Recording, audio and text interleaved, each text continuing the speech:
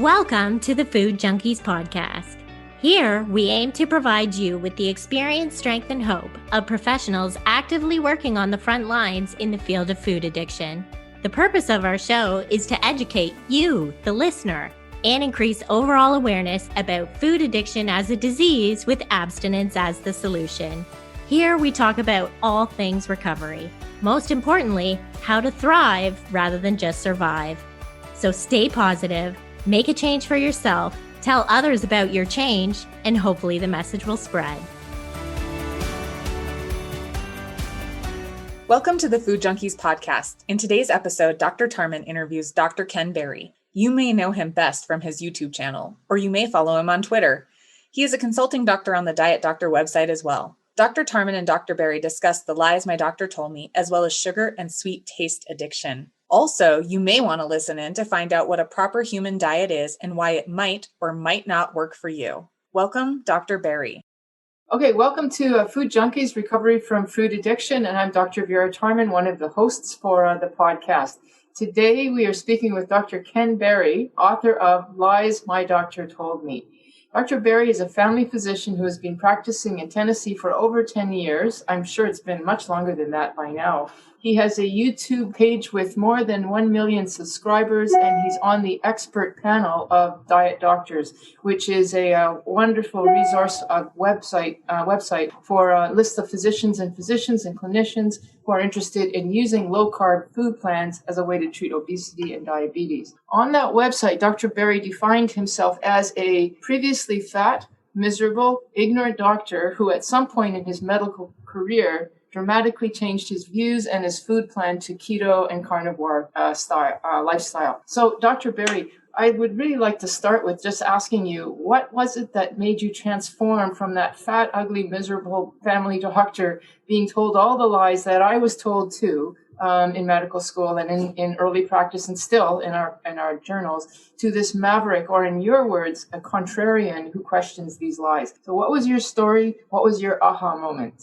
Well, my aha moment was when I realized that even though I was following the guidelines, I was getting sicker and I was getting fatter. That was really my wake-up moment, because doctors always secretly fear that our patients are being non-compliant. That's a big word that doctors like to use. And so I would counsel my patients, eat lots of whole grains, eat lots of fruit, drink organic fruit juice, all the stuff, avoid saturated fat, never even think of bacon, much less eat it. And then I just, in my mind, I pictured them going home and laying on the couch and eating Cheetos and drinking Pepsi, right? And so the reason that every 3 months or every 6 months when I saw my patients, they were fatter and their diabetes was worse and their fatty liver was worse and their blood pressure was worse, I just assumed they were being non-compliant, because it never occurred to me to question the advice that I was giving them about nutrition and prevention, because I'd learned it from professors who I greatly respected. I'd learned it from textbooks that were several inches thick. I'd learned it from the American Health Association, the American Diabetes Association.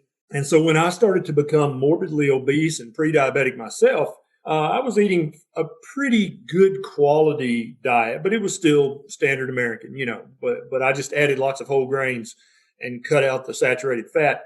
And I was getting steadily fatter and sicker. And so I thought, I need to tighten up because it's impossible for me to talk a talk and not walk the walk. And so there was just no way I was going to be this fat doctor that walked into your exam room and proceeded to counsel you on how you need to eat and what you need to do to be healthy. That's anathema to me. I could never do that. And so I had to fix me. That was mandatory. And so I really tightened up and started following the American Diabetes Association's recommended diet for pre-diabetics and type 2 diabetics. And I started jogging 2 or 3 times a week, which I abhor. And after 3 months of that, my hemoglobin A1C was worse. It was 0.2 of a point higher. I got up to 6.2. And I said because I couldn't accuse myself of noncompliance, could I? Yeah. Because I live with me. Yeah, right. So that left only one option. Well, two. Either I was schizophrenic and just off my noodle, or the advice that I had been following, also the same advice I'd been giving all my patients, was somehow wrong or incomplete or didn't have the desired effect that I thought it should have, because I was following it stringently and getting fatter and my A1C was going up. So that was kind of my watershed moment when I said something, I'm from Tennessee. I said, something ain't right here. Something ain't right. I got to figure out what's going on. How did you, from a doctor in Tennessee, find the diet doctor or find your carnivore food plan? So it was a slow progression for me over several years. I started out initially following a paleo, primal, ancestral diet, which helped a little bit, but it was still way too high in carbohydrates for me. Sweet potatoes, quinoa, spaghetti squash, all you can eat because it's paleo, right? Yeah. But I didn't really, and I was really trying to follow not a plant-based paleo, but it was a very vegetable-heavy paleo. I had a little bit of improvement in the A1C, not much improvement in the waistline at all. And during my study, while doing paleo for 2 or 3 years, I kept reading about this ketogenic diet. And I kept thinking, what is that? That sounds new and experimental and faddish. What is all this about? And so the more I read, I thought, well, maybe I need to just cut my carbohydrates. Maybe that's the problem. I didn't understand the mechanism at that time. You have to understand this was just me going, well, hell, nothing else has worked. I'll give that a try. And so immediately I started, my waistline started to shrink on keto. My A1C started to go quickly back to normal. But other things, my severe daily heartburn started to get better. My rosacea started to get better. My knee arthritis, which I thought was chronic and progressive because of an old basketball injury, I thought that I'm going to have that for the rest of my life. There were days when my knee barely hurt, and I was like, wow. So I kept following the ketogenic diet for probably a year, and then I started recommending it to my most morbidly obese patients. And they uniformly came back with weight loss and improved A1Cs, but they would also come back with these anecdotal stories of my eczema's better. Does this diet do this? My arthritis is better. My lower back's better. My depression is much better. Does this diet do this? And back then I had no idea what we had stumbled on as a group, not just me. But I would say, nah, I don't think so. But I think it's safe to keep eating this way if you want to, because at that point I'd been eating keto for 15 or 18 months and I hadn't died. And all my lab values were steadily improving. So I knew it couldn't be that bad for you, or there'd be evidence in my lab work. And then finally, so everything was 80% better on keto. Yeah. And I saw this crazy doctor named Sean Baker who he ate only meat. And I was like, what? But then I got to thinking, well, lowering the carbohydrates really helped. And a carnivore diet is technically the lowest possible carbohydrate intake you can have. So I thought, So I got on my Facebook page and I said, hey guys, let's do a carnivore month. Let's do a carnivore challenge. We're going to do it for a month and just see what happens. Nothing's going to kill you in a month, right? And at the end of that month, my heartburn, which was 80% better on keto, I'd went from taking 2 Nexium every day when I was on paleo and before to taking an occasional Tums or Rolaids 1 or 2 days a week on keto. And at the end of this carnivore month, it occurred to me one morning when I was getting ready for clinic, I haven't had heartburn in a month. And to anybody who's ever had chronic, severe, unremitting heartburn, it's terrible. And that in and of itself, I was like, wow, I think I'm going to do this another month. So at the end of the month, I ended the challenge for everybody else, but I kept doing it because I was like, anything that makes my heartburn go away, how can that possibly be bad? And so I've been doing carnivore ever since with very few cheat days. And my cheat day is I cheat on carnivore with keto, right? So a cheat for me would be some Brussels sprouts and some cheese sauce maybe. But on day in and day out, I eat lots of fatty meat and I eat it until I'm completely comfortably stuffed. And so, it's been an amazing journey. How long has that been since that started? I know that your book came out last year, your second edition, but how long was your journey? 7 years total as I progressed. Okay. I took forever in paleo. Really, I believed in paleo, but it just didn't give me the results. And now looking back, I realized it was the carbohydrates were still too high. There were still too many. I was eating Ezekiel bread because, that's sprouted bread on my paleo. And I would eat probably 6 slices a day of Ezekiel bread because it's sprouted. So that somehow made it okay to eat. Right. But I should have been counting the carbohydrates. And so as soon as I went keto, the weight and the A1C started to plummet. And that was my immediate feedback. Oh, it's the carbohydrates. Somehow, I don't understand yet, But in those years, I've been reading deeply in nutrition and preventative medicine, and also in anthropology and paleoanthropology and paleopathology, and have found so many ways that this all ties in together that I've started to call this way of eating the proper human diet. Yeah, you know what? Before we get to the mechanism behind how that works, you were saying some of the things that you found. When you started to do that, what was your cholesterol like? Did it get worse? Did it get better? Because this is my cholesterol on paleo was a little high, and my cholesterol went up on keto and has stayed up on the carnivore diet. My total cholesterol is about 350, and my LDL cholesterol is about 250. Okay.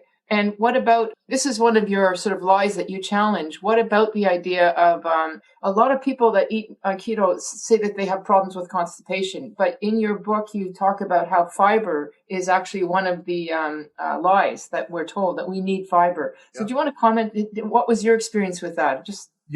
So back when I was eating the standard American diet and then the paleo diet, not to be too graphic, but I was having several trips to the bathroom a day, and they were remarkable in the volume that I was passing, right? And then as I transitioned to keto and then ultimately to carnivore, I used to have lots of gas back in the day. It was terrible. I could clear a room.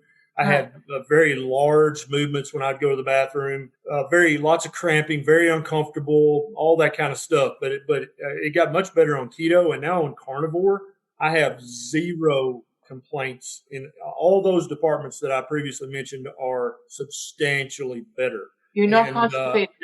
That's on a zero fiber diet. Wow, that's amazing. So on a zero fiber diet, like very few carbs, you're not constipated. Not at all.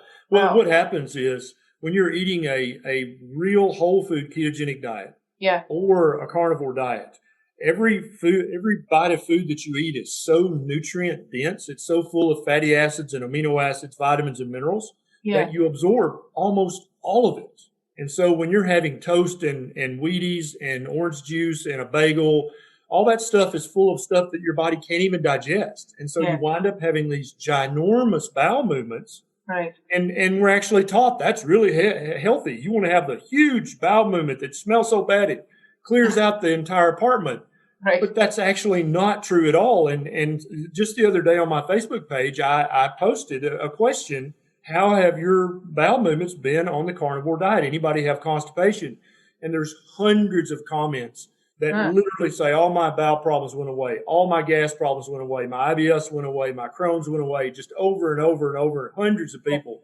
And, it takes a little bit of effort to post on, to answer a Facebook question. I don't think those people would just be going out of their way to make up a lie to, hundreds and hundreds of people to say that. Yeah. And so it looks as if fiber is not only non-essential, it seems like that in very many humans, it's quite inflammatory to the bowel. And also it gives the gut microbes lots of stuff that they can make lots of stinky gas with. Because that's another recurring theme in the carnivore community, is that no one can tell when I pass gas anymore because it has no smell. Right. But man, let me just tell you, when I was eating the standard American diet, that was not the case. Let's move from the bowel stuff and talk about the food stuff. So that you were about to say something about your, I think you call it the proper. You tell us about it. The proper. Yeah. So the more I studied this and researched this, especially as I started to dig deeply into paleoanthropology and paleopathology, I've realized that in that community, they've known for decades that human beings 50,000 years ago, 100,000, 200,000 years ago, we were meat eaters. We ate so much meat that we actually had, our stable isotope analysis it actually classified us as super carnivores. We ate more meat than wolves and foxes, and they're carnivores. And so not only were we eating lots of seafood and lots of meat, we were also probably eating the carnivores themselves.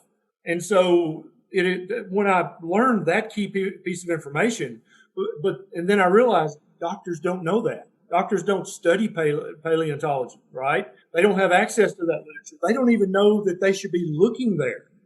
But when you tie the results of everybody on a ketogenic diet, especially a meat-heavy ketogenic diet, or a ketovore diet, it's what my wife Nisha calls it, or a carnivore diet. The reason that so many of the chronic complaints, the chronic symptoms, and the chronic progressive medical conditions get better or go completely away is because that you've removed all of the slow poisons that are part of the modern standard American diet. Okay, It's but let's full of poison. It's full of sugar. It's full of grains. It's full of Yeah. vegetable oils. It's full of all these chemicals. Most of the food is made in a chemical factory.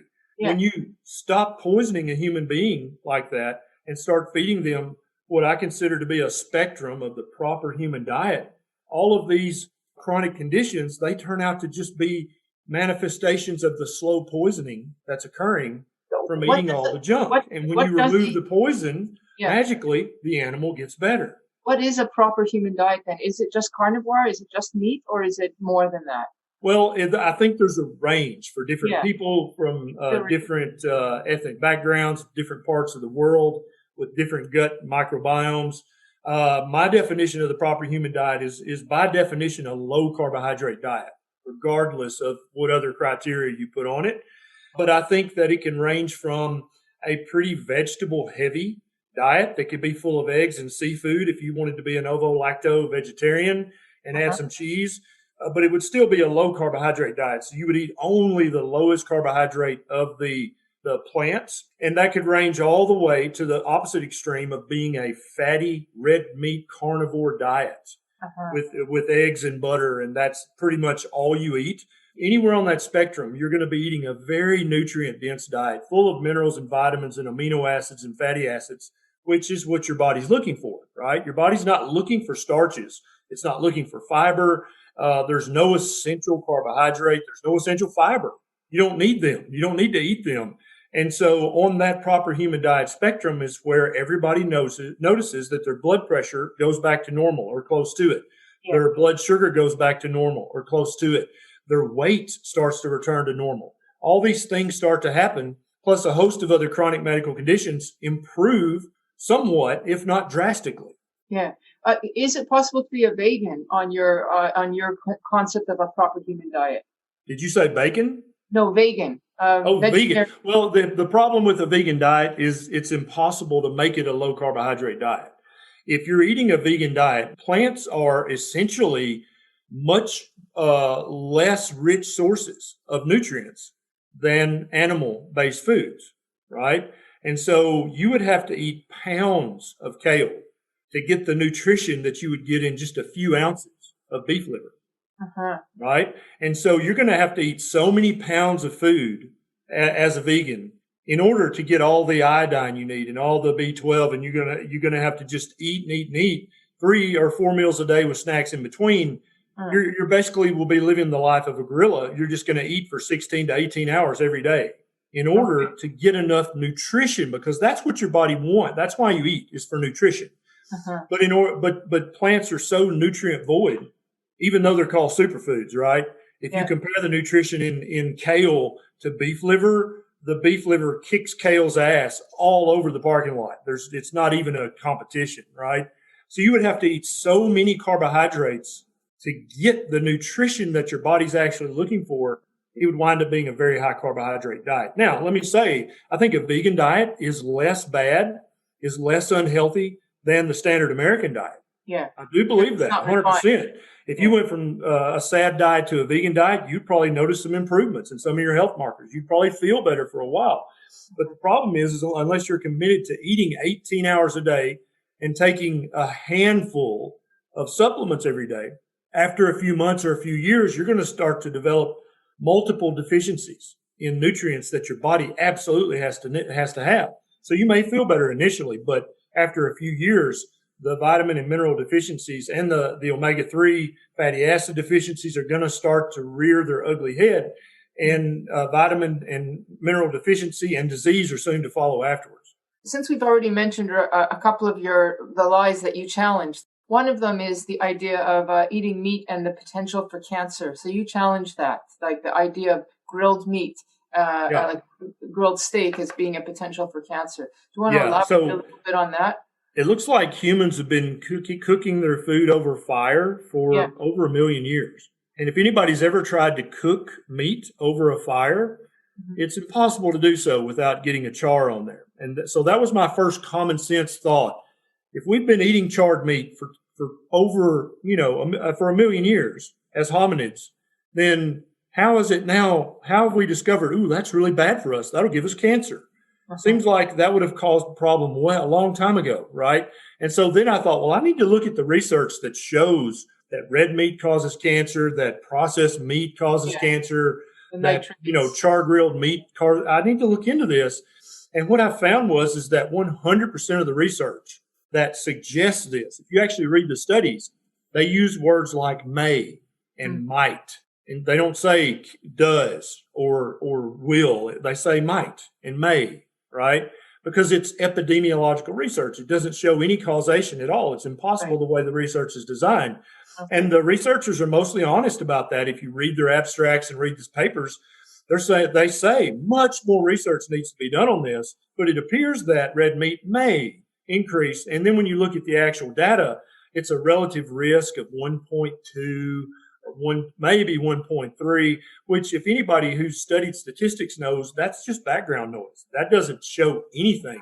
The epidemiological research that showed that smoking increased your risk of lung cancer, that had a relative risk of 20 to 30. Yeah. And these guys are trying to pin cancer on red meat with a relative risk of 1.2. It just makes no sense. And so I kept looking for controlled research, for randomized research.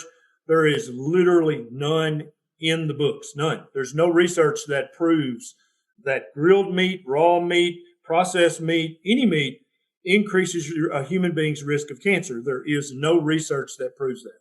Okay. All right. The next question I want to ask is, this is something that a lot of athletes say, the idea that you need to carb load before you do a marathon or you do some kind of major workout.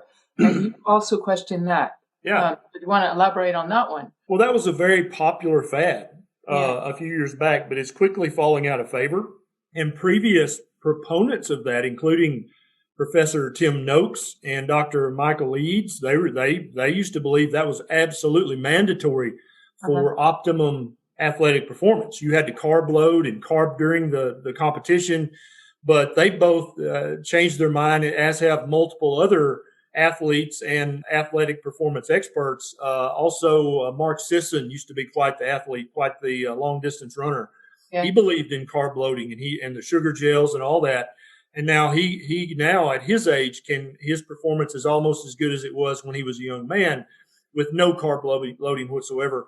And more ketogenic athletes are coming out to be competitive bodybuilders and competitive in other sports. And they don't carb load at all. In fact, they eat a very low carb, almost a zero carb diet. That's where they find their optimum performance is. So yeah, the carb loading was a hugely popular fad. But again, there's no research to back that up.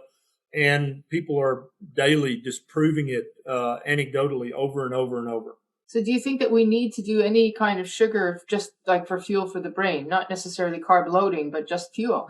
Well, there's this process in every human liver called gluconeogenesis. Yeah. Right? And so if any part of your body needs glucose, your liver can make it on a second's notice. It can make a lot of it really quickly if you need it. The only cell that I've ever been convinced that absolutely has to have glucose is red blood cells. There might be some certain cells in the human brain. There might be some cells in the human testicle that need glucose, but the jury's still out on that. That has not been proven conclusively, but red blood cells don't have a nucleus. They don't have mitochondria, so they have to have glucose for energy. And that's true. And so, yeah, there is no essential sugar. If our brains needed sugar for us to eat it, or we would die, I would have been dead how many months ago? Because I've had not one grain of sugar in 18 months. And my performance now by every measurable variable is better than it was 10 years ago when I was eating a paleo diet full of carbs. Okay. So, what I've been asking you about here are some of the lies that you outline in your book, and then your challenge to that. I would like to, we would be amiss with our specific interest in food addiction and sugar addiction. I didn't ask you about that. Do you think that sugar is addictive, or is that another lie or myth that people are promoting? What's your take on that? Yeah, I think there's ample research in both rodent and human models that it's pretty much established that sugar, and not just sugar, but even sweet tastes can be habit forming and addictive. And I'll say a lot of this research was done in rodents, but we have never found a substance that rodents can become addicted to that is not also habit forming in human beings. So there's never been a rodent model where they got addicted to beef liver or ribeye steak or egg yolks. That doesn't happen. It's only sweets, whether nutritive or non-nutritive. That's what they will literally hit the little lever for more often than cocaine. And so I also believe there's ample evidence to assume that highly processed grains are quite habit forming and addictive as well. They're long chains of starch, which breaks down into sugar. Also, many of the grains will actually are partial receptors. They actually partially activate the opiate receptor in the human brain and give positive feedback both with the opiate receptors and with dopamine and perhaps even oxytocin as well. So I think where we're at right now as a society is where we were back in the 1990s with the tobacco companies. You remember the congressional meeting where all 7 of the CEOs sat up there in front of Congress and said, I believe that tobacco is non-habit forming. I believe that nicotine is non-addictive. They all had to say that under oath. I think there'll come a time in the near future where the CEO of Kellogg's and Pepsi and Coca-Cola and Mondelez will sit before Congress and they'll say, I believe sugar is not habit forming. And then when we subpoena their documents, we'll find research that they did decades ago that they knew without doubt that sugar and highly processed grains are habit forming in human beings. I think they know that right now. It's such a great profit model. They don't really want to give up on that. You can't make a profit like they make. They make 1,000% markup, right, on their products. You can't do that with beef liver or eggs or ribeye. You might make 30% markup if you're lucky, but they can make 1,000% on all the subsidized crap that they make their little candy bars and their little shakes and crap out of. So they're not interested in changing that business model, or they'd have to lower the remuneration for some of those CEOs. But I think that when we subpoena their records, we'll find that they've known for decades that sugar and grains are habit forming in human beings. Okay. Well, speaking about habit forming, what about the idea? So you challenge another central tenet that salt is something that is okay to eat, and we should not salt our foods. But there's other people who say salt is addictive and fat is addictive. So what's your comment about salts and fats? Well, I think salt and fat are addictive in the same way that water and breathing air are addictive. Every human's addicted to breathing air, aren't they? And every human's addicted to drinking water in some form. It's like we all need to go to rehab because of our water habit and our air habit. So, yes, there's definitely a drive in all mammals to make sure they're getting enough fat. There's a drive in all mammals to make sure they're getting enough salt. I don't think that the white-tailed deer that will walk 2 miles to find a salt lick or a salty mud to lick, I don't think that deer needs to go to rehab. I think that deer knows at an unconscious level they need some salt because salt is good for them. Right. I saw a video once of a billy goat, some kind of wild goat, and her little baby lamb climbing up the sheer face of this dam because about 200 feet up, there were certain rocks that were very rich in salt. And so the wild goats would climb up this dam and lick those salts. And so this nanny goat was putting her sweet little innocent lamb at risk because of her salt addiction to climb this dam and lick the salt. And she even let her little baby lamb lick it as well. And so I'm being sarcastic, obviously. I think that all mammals need salt. Salt is good for mammals. It's not bad for us. There's example after example in of every species with salt-seeking behavior. And it's not because all of the animal kingdom needs to go to rehab. It's because we need salt and it's good for us. Yeah, well, I mean, usually in addiction, the context is that there's a drive, but it's a drive into impairment and inability to stop. And my experience with salt and fat is we really only see that behavior in the context of sugar as well. So when it's salt, sugar, fat, so it's all three of them together. That's the combo. And so you could say alone. Yeah, and I get your point, and it's well taken. But you could also say that same thing about salt and water and breathing air. You could say it's the combination of the three, or you could just stop all that foolishness and say, no, it's just the damn sugar. That's what it is. Yeah, Because I agree. you need water, you need air, you need salt, you need fat. Those are essential for human life. Yeah. And so I think it's just the damn sugar. Yeah. So when you have patients coming in and they're doing their salt and higher fat, they're not overdoing it on that. They're not getting sick on that in the same way as they would if it was a sugar diet. Right? That's right. All of their lab values are pristinely normal. They feel better than they felt in a decade usually. And most people with an addiction, they don't report that they feel better than they felt in 10 years. You don't usually hear that from somebody who's addicted to a harmful substance. Okay. So just for people listening, this book, it takes a lot of these concepts that we've been talking about and challenges them. So now what I want to ask you is, how have you what's your response been to the book? Like, how have patients received this information, these challenges, and then of course how have doctors received it? But let's start with the patients. Do you have people doing pushback, saying no way? Well, I have a few patients who say, you're telling me to eat bacon and butter and egg yolks? I think you're crazy. I'm going somewhere else. And that's fine, because very often a year or 2 or 3 later, they come back and say, okay, I'm ready to listen now. I wasn't ready before. That happens occasionally, but most people are like, they look at me like, you're telling me I can eat as much ribeye and as many eggs and I can eat till I'm full. I don't have to portion control or calorie restrict. Right. I'm like, yeah, that's right. Try it for a month and see what happens. Try it for 3 months and see what happens. Because any diet, if you try it for 3 months and you're hungry all the time, or it just doesn't work, you gain weight like I did on the American Diabetes Association diet, you're going to say to hell with it. It didn't work or whatever, right? But if you, at the end of that 3-month trial of keto, ketovore, carnivore, if you're like, man, I lost a lot of weight and I'm never hungry. If I'm hungry, I just eat more meat. That's awesome. But also my blood sugar is better. Also my blood pressure is better. Also this and this and this and this and this are better. Why would I ever stop this? Yeah. Well, and I've had multiple patients ask me, Doc, can I do keto for another month? And I'm like, yeah, you can. Yeah.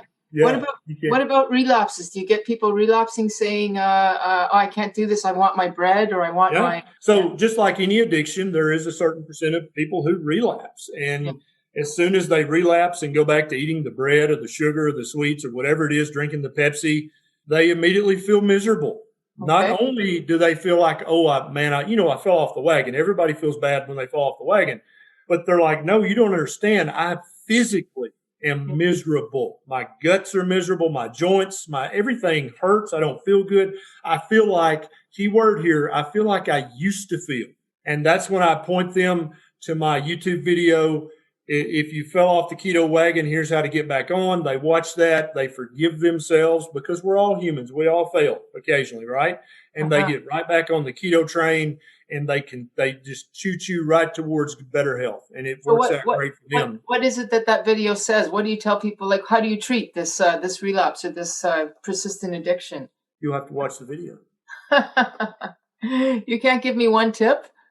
Well, I think the biggest tip that I talk about in the video is immediately, anytime you fall off the wagon, whether it's alcohol, whether it's nicotine, whether it's a sugar addiction, you feel terrible. You're ashamed. You're embarrassed. You're beating yourself up. You feel guilty. And so I think probably the most important thing I say in that video is it happens to all of us. People who quit cigarettes, they don't quit on their first try.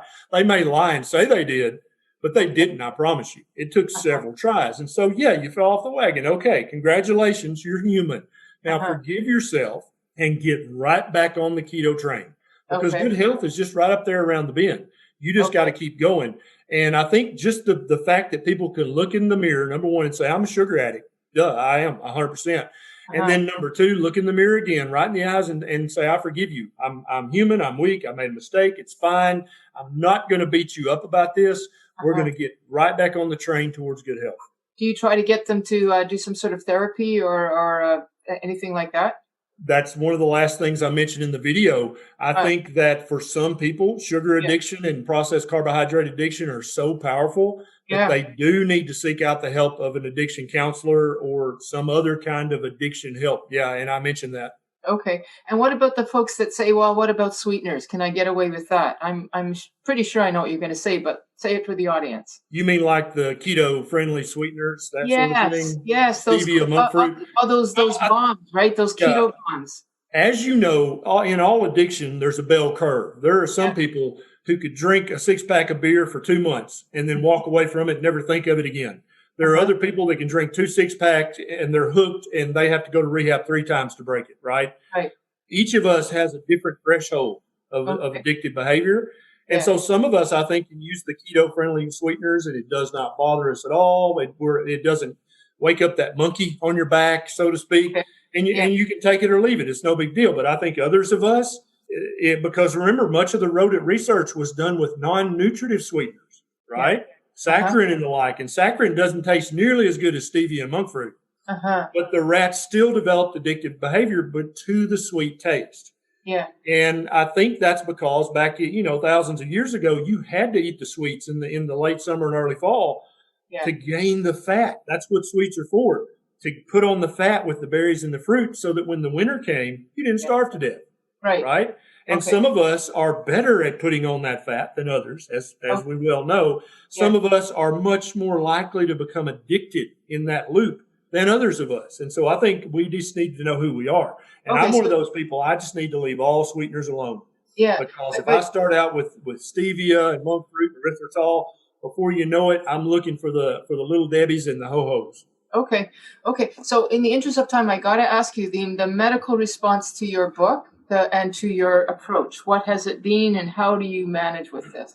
Well, I've had quite a bit of kickback from other healthcare providers, but now I've had a surprising amount of healthcare providers reaching out to me and saying, hey, I've been doing keto. Don't tell anybody, but I've been doing keto and it works great for me. And I really want to talk to my patients about it, but I'm scared to death of the medical board. That's actually exactly what I was going to ask you. That's exactly what it's going to. This is not. Yeah, and so 90% of healthcare providers, when they reach out to me, they want to know how do I teach this to my patients because they've already been doing it themselves. But I have had a small amount of kickback, and it's usually from cardiologists and endocrinologists. Yeah, that's who I usually get the kickback from. Like, what you're doing is dangerous. You need to cease and desist, or I'm going to report you to the medical board. All this kind of stuff. And I have one question every time a healthcare provider or a nutrition expert reaches out to me with that kind of negative message. I say, show me the research that you're basing it on, that keto's bad, that carnivore's bad. If you show me one study in humans of controlled research that proves that keto or carnivore is dangerous or bad, I'll quit recommending it immediately. I'm not married to this. It's just my opinion that the science supports this way of eating more than any other way of eating. That's why I've started calling it a proper human diet. Okay. But you haven't had any fear of litigation or anything like that? Well, as I say in my bio, I'm a little bit of a contrarian. Yes. And so I actually would welcome a lawsuit from Kellogg's for defamation. I would welcome if the medical board wanted to take my license for recommending a proper human diet. They could come and get me. And if they wanted to make me the American version of Tim Noakes or Gary Fettke, I'm right here. I'm waiting. You're a brave man. Okay.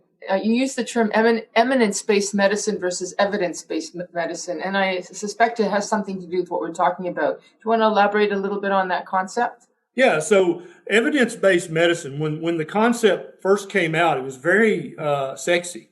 I thought, ooh, yeah, I want that. I want to only recommend things to my patients based on evidence, right? Yeah. Any good healthcare provider should want that. But if you look at the hierarchy of evidence-based medicine, at the very bottom is something called expert consensus, and that's considered evidence. But that's not evidence. That's just a bunch of old gray-haired men in a room deciding what they think.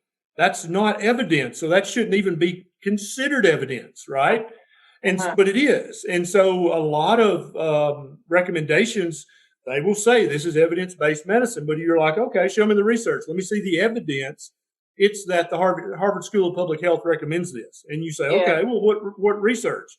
There is no research. Or there's some epidemiological research that proves nothing. That's not evidence.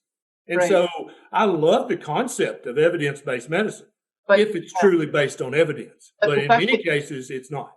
But the fact that it has to be peer reviewed, that right away, right there, that suggests eminence based, doesn't it? Because it's the It does, peer. exactly right.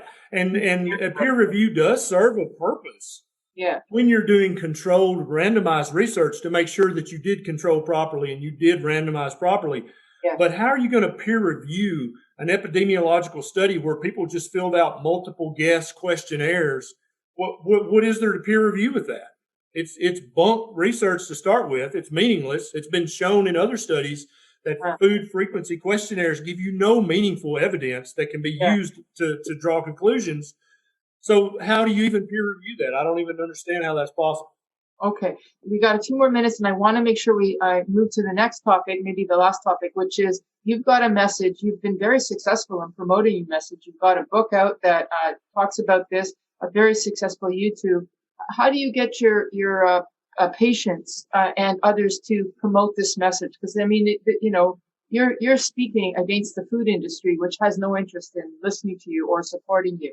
So I know you have this concept called learn, lead, share. I'm suspecting it's got to do with that. But those of us listening who want to be advocates, help us. Yep. What can we do? So the first thing you do is you use the proper human diet to fix your own health. Now, let's say that you were currently morbidly obese and type 2 diabetic and had terrible rosacea because of your diet and terrible arthritis. All of your friends and family, they know that about you, right? And they see you every day and you're miserable. And they see you taking your handful of pills. And then you go keto or ketovore or carnivore. And 6 months later, one of your friends or loved ones who hasn't seen you in 6 months, they see you and they're like, what the hell happened to you? You look great. Yeah. In my opinion, there is no advertising firm on Madison Avenue that can come up with a more powerful message than when a friend or a loved one sees you and they haven't seen you in several months and their eyes bug out on stems and they're like, what are you doing? You look amazing. And you say, I'm doing keto, I'm doing carnivore, whichever spectrum of the proper human diet you're doing. And then when they've seen your example, you leading by example, immediately they're like, how do I do it? Can I do it too?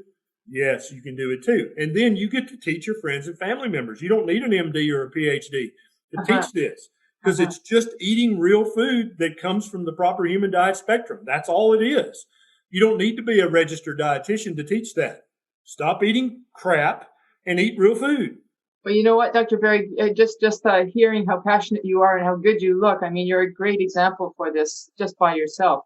That's what I'm trying to do. And let me just say, I don't think my success is due in any great part to me as an orator or I'm good looking. I don't think it has anything to do with that. I think 100% of my success spreading this message is because it works. That's the thing. Right. And when your family and friends see you and they're like, oh my God, I got to get me some of that. Yeah. Right. And I just happen to be the voice that they listen to because I'm the voice out there in the wilderness, but they're not listening to me for me.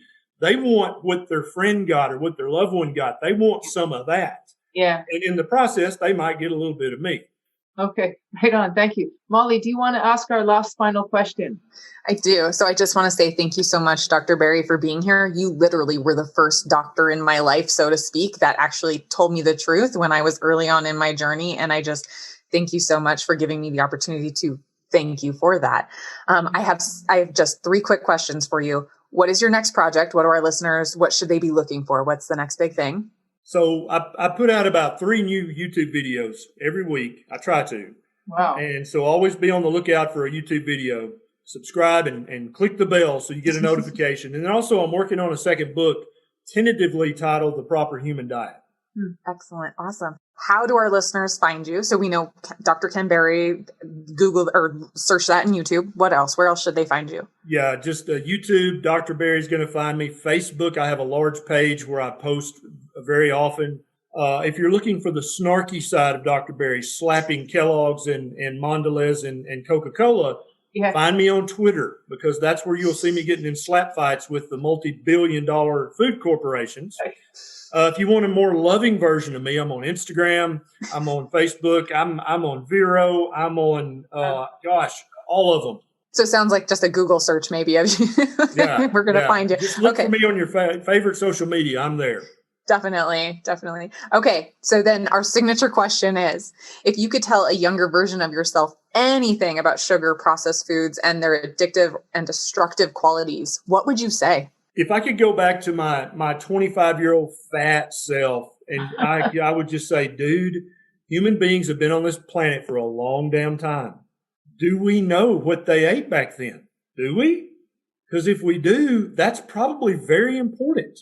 And I think just that one key piece of evidence, if I could have given that to myself 25 years ago, that would have changed. I would have started doing what I'm doing now years before, because once you add in the paleoanthropology to the medicine and the nutrition, and you bring it all together, this picture is obvious. It is not in any way cloudy or muddy or obfuscated. It is quite clear that human beings are designed to eat lots of fatty meat and maybe a little bit of veg. Okay. Well, thank you so much for your time, Dr. Berry and Molly. I really appreciate your time to do this. Thank you so much. Thanks a lot, ladies. Thanks for joining us this week on Food Junkies, Recovery from Food Addiction. Make sure to join our Facebook group, Sugar Free for Life support group, I'm Sweet Enough. You can subscribe to our show in iTunes or Stitchers. That way you'll never miss an episode. While you're at it, if you found value in this show, we'd appreciate a rating on iTunes. Or if you'd simply tell a friend about the show, that would help us out too. Don't forget to pick up your copy of Dr. Tarman's book, Food Junkies, which is available on Amazon. If you have any additional questions, both Molly and Clarissa are food addiction professionals and work one-on-one with clients. You can find their websites and email addresses in the show notes. Be sure to tune in every Friday when our new episodes drop. As Vera loves to say, the power is ours.